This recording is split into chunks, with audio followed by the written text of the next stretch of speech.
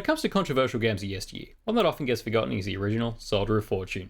Back in 2000, its extreme depiction of violence caused quite a stir among quite a few crowds. Although it may seem quaint to us now, I'm going to take a look at it and still see if it gives us a kick over 20 years later. So Soldier of Fortune boasted some pretty gnarly details for its violence, going so far as to brag about it on the back of the box. I mean, can you blame him? 26 body damage zones! All of this of course brought in the fun police, with the biggest outrage coming from Canada and Germany. The game was slapped with an 18 rating, which wasn't really something you got here in Australia very often at the time.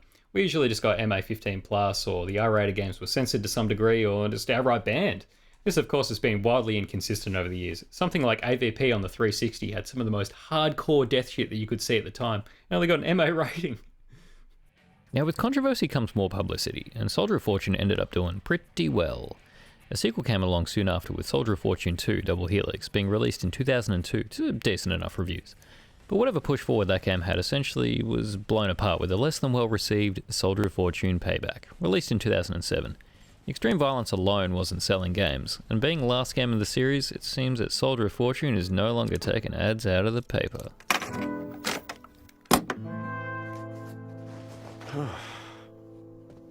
The game came out on a few systems, but is mostly known for being a PC game. I got on the Dreamcast more out of curiosity, as there's not really many first-person shooters on the system, and I wanted to give it a go. That being said, this port is wildly inconsistent, as I'll get to later. When it comes to first-person shooters on the system, Quake 3 and Unreal Tournament kind of have it covered as top-tier games. And shit, Half-Life didn't even come out for the system and it gets talked about more than this one. One day Randy will give us the finished port. One day. Now before I get stuck into this being a shooter, a Dreamcast controller being a Dreamcast controller, I'm just going to go straight ahead and dive in with a mouse and keyboard on this one. Anyway, let's take a look.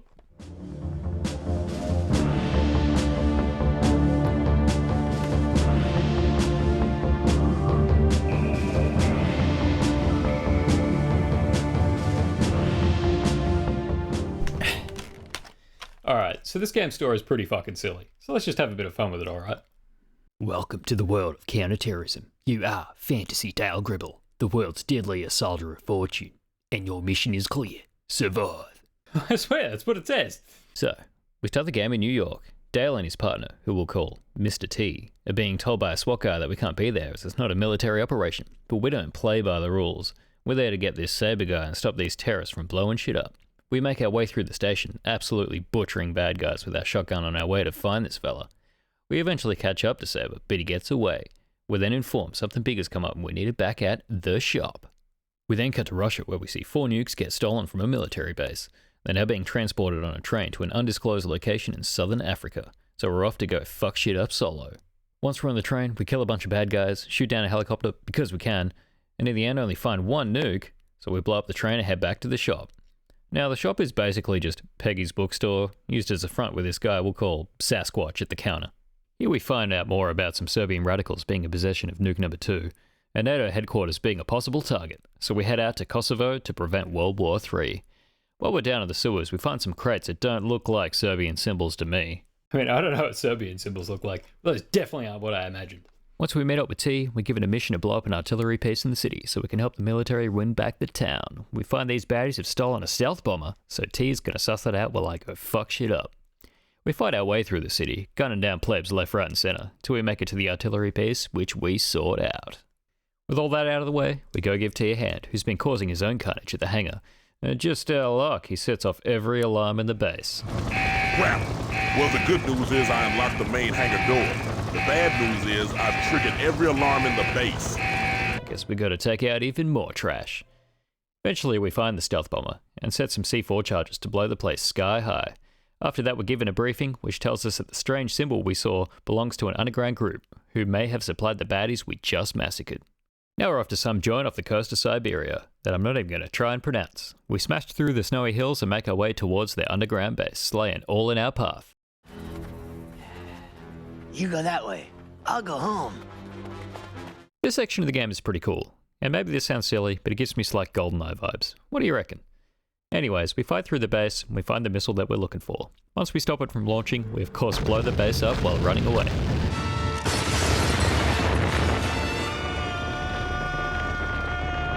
Following that, we head to Baghdad to give T a hand with his mission. But the terrorists are hot on our tail. We managed to blend in for a moment, but eventually we are found out, so we got to do this the hard way and fuck everyone up. I really didn't want to have to do this, but you've pulled my arm.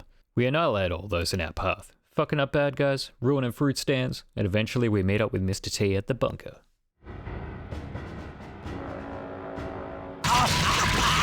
Talk about a rough day at work. We bust our way through to the airfield, and after a bit of a shitty shootout, just kinda waiting for guys to run in, we have the nuke defused on the plane and we get out of there. Now back at the bookshop we find out the guys who stole the nukes are a group called the Order, led by some guy named Sergei Decker, and is possibly related to this Saber guy from the first level. We head back to New York to find this Saber guy, who is just trying his hardest to look super hardcore. He's not as hardcore as us, however, so the chase is on.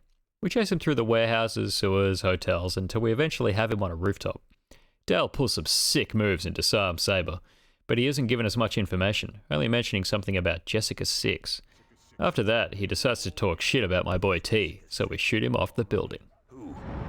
So is your partner, Hawk. We then infiltrate a slaughterhouse in Sudan, which is actually a missile factory, because of course it is. And as you may have guessed, our mission is to kill everyone and blow the place up. The mission is going pretty well, till Decker shows up looking like he's just come from a Metal Gear Solid game, and he's got Mr. T hostage.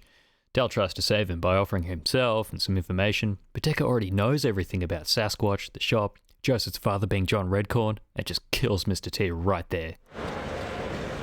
No! Mr. T! Decker gets away, so we get the hell out of there while, of course, everything is blowing up around us. Back at the shop, we tell Sasquatch what happened, and he seems a little unfazed by it. Hawk is dead. I'm sorry to hear that. Let's get these bastards before they try something else. Come with me, we've learned something. Like, fuck, man. Not even gonna sit down and offer me a beer? Apparently not. Now it's straight off to Tokyo, I guess, to get Jessica 6 before Decker can. And because it's Japan, we of course have to fight ninjas. Alright, so there's absolutely no logical reason why there's fucking ninjas in this game. Fuck it, I guess. Anyway, we find out Jessica 6 isn't a person, but it's something to do with a weapon. Decker has gotten his hands on it before we have. We chase after him, killing more ninjas along the way, till we make it to the rooftop. Decker escapes, and we have to take down a helicopter that he's left to deal with us.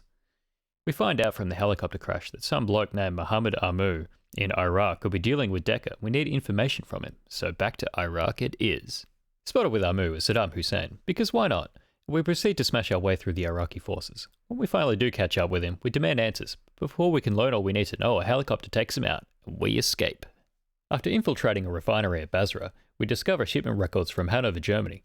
Once we get the intel of Decker's location at an old castle, we head straight there to fuck shit up, and this time it's personal. The difficulty raises a bit in this last level, with a few cheap deaths and some challenging areas if you don't have enough ammo for the right weapons. We soldier through anyway, disrupting Decker's missile launch, and soon enough it's time for the final showdown.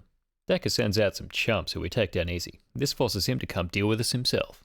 Now this boss fight isn't really that tough. I mean, I died a couple times just because the turrets kind of insta-kill you if they start firing.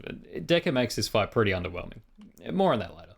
Anyway, we send him off in a bloody fashion and save the world from terrorism. Everyone sort of saying to me, you're a hero, the four-letter word, the H word. And it's taken me this long to be able to say it. But I am a hero.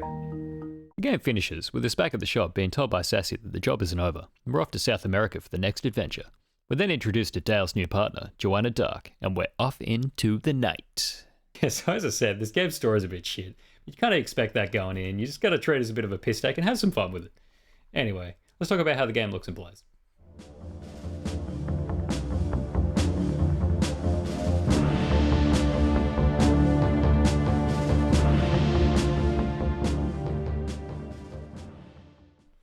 As we know, Soldier of Fortune's biggest controversy is its biggest draw card, and this game's violence holds back for no one. The game was built using the Quake 2 engine. What we see in the game was made possible by the Ghoul engine, giving us the ability to blow off heads, arms, legs, and even blow enemies up into little pieces. While all this looks pretty dated by today's standards, it looked amazing for the time. It definitely adds an extra level of enjoyment to the experience, as fucked up as that might sound. On top of the destructible bodies, there are a handful of destructible objects within the game as well, which is something that you start to expect by games at this point, but yeah, it's worth a mention. Aside from the violent aspects, the graphics overall for their time are decent enough. They're nothing to write home about, but they serve the game pretty well. The weapon animations are cool, and the silly Magnum reload gets me every time.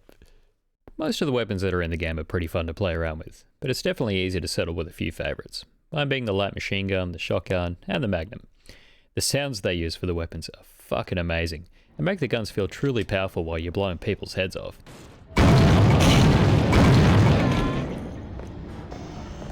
Speaking of heads, the facial animations in this game are pretty shocking, but it's obviously one of those budget/era things where they couldn't dump enough money into making the faces look better for the cutscenes, so I'll give it a pass.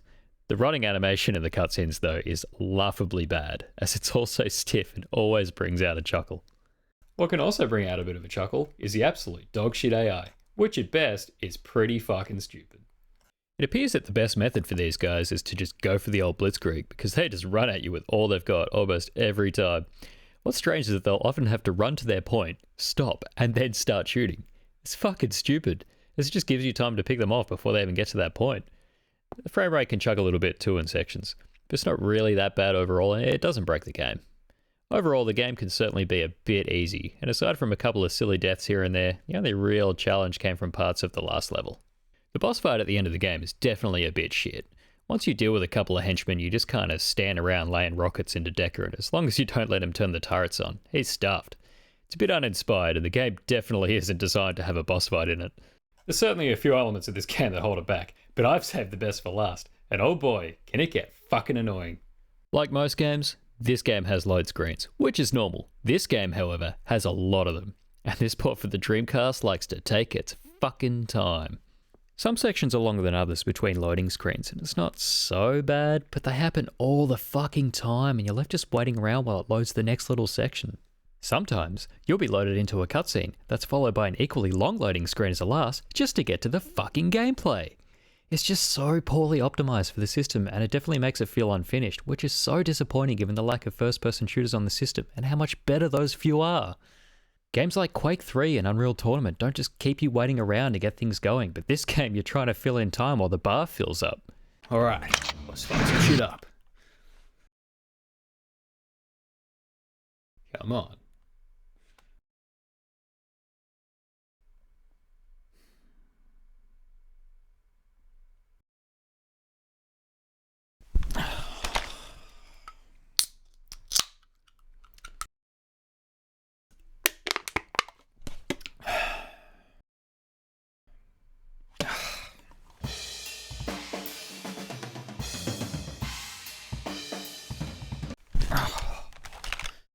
Oh, fucking hurry up! It's not like it's a system limitation either. I mean, MDK2 has way more complex shit going on than this game. It doesn't suffer at all from the long loading screens. Anyway, enough about that. I think it's time to wrap this up with my final thoughts, or else I won't stop ranting. It's easy to hang shit on Soldier of Fortune, but I did find some positives in there. And while there's some glaring problems going on, I don't really consider it to be a bad game.